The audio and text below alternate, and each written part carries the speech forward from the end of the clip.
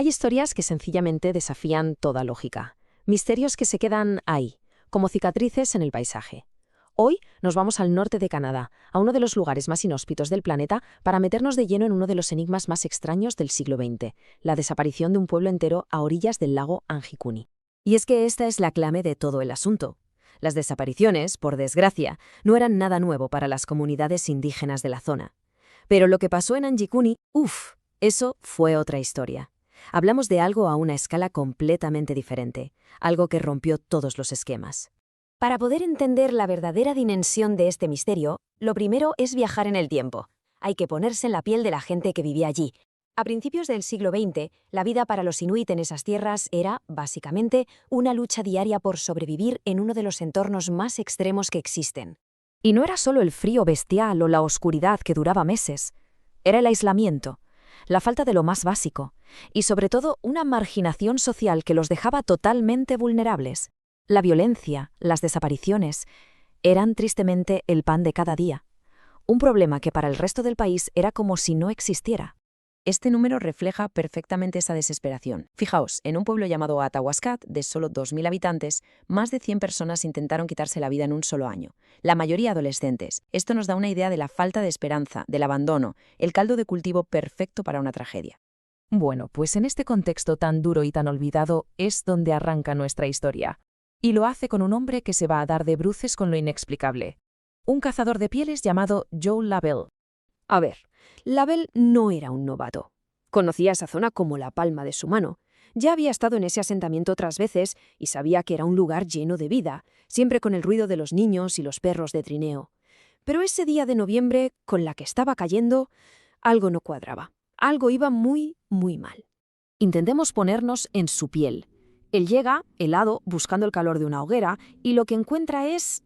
nada. Silencio. Un silencio de esos que te ponen los pelos de punta. Lo único que se oye es el crujido de la nieve bajo sus pies. Y cuando empieza a entrar en las cabañas, la cosa se pone todavía más rara. Es como si la vida se hubiera detenido en seco. Los detalles que va encontrando son de película de terror. Comida en las ollas ya pudriéndose. Ropa a medio coser, con la aguja todavía clavada en la tela. Y lo más increíble de todo, los rifles. Su herramienta básica de supervivencia apoyados tranquilamente en las puertas. ¿Quién en su sano juicio abandona su rifle en mitad del invierno canadiense? Nadie. Y para rematar, la nieve fresca lo cubría todo, pero no había ni una sola pisada. Ni de entrada, ni de salida, nada. Se habían esfumado. Labelle, alucinado. Claro, se va como puede a la oficina de telégrafos más cercana para avisar a la Real Policía Montada de Canadá. Pero cuando los agentes llegan, el misterio, lejos de resolverse, se hace todavía más grande y más oscuro. El primer hallazgo es macabro. A las afueras del campamento encuentran los cuerpos de los perros de trineo muertos de hambre. Y esto es lo que no tiene ningún sentido. Las cabañas estaban a reventar de comida a solo unos metros. ¿Por qué dejar morir de inanición a tus animales más valiosos? Pero esperad, que la cosa se pone peor. La policía va al pequeño cementerio del poblado. Y lo que descubren allí ya es de no creer. Las tumbas estaban abiertas y vacías. Los cuerpos de los difuntos ya no estaban. Y no fue cosa de animales salvajes. Las piedras que cubrían las tumbas, que pesaban un quintal, estaban cuidadosamente apiladas a un lado. Esto lo hizo alguien, y lo hizo a propósito, de forma metódica. El misterio se volvía cada vez más turbio. Al final, ¿qué dijo la policía en su informe oficial? Pues nada. Reconocieron que no tenían ni la más remota idea de qué había pasado. Y claro, cuando no hay una respuesta oficial, ese vacío se llena con todo tipo de teorías, desde las más lógicas hasta las más, extraordinarias. Y es que, ojo, hay un testimonio, solo uno, pero es muy potente. Un trampero de la zona y sus hijos juraron que esa noche vieron algo muy raro en el cielo.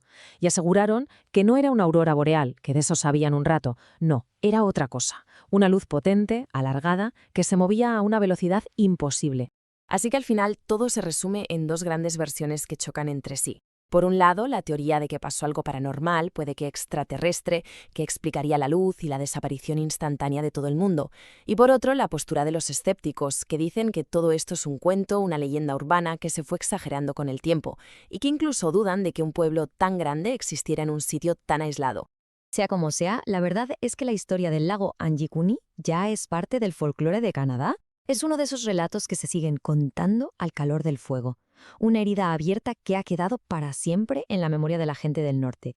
Y esto es lo que la hace tan poderosa.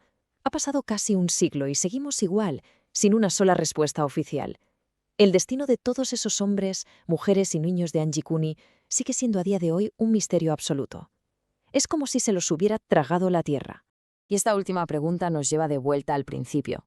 Más allá de si fueron ovnis o leyendas, queda una duda muy incómoda. ¿Y si el misterio de Anjikuni ha durado tanto no solo por lo extraño que es, sino simplemente por a quién le ocurrió? ¿Porque las víctimas eran de una de esas comunidades olvidadas? Una pregunta que, la verdad, da casi más escalofríos que el propio enigma del lago.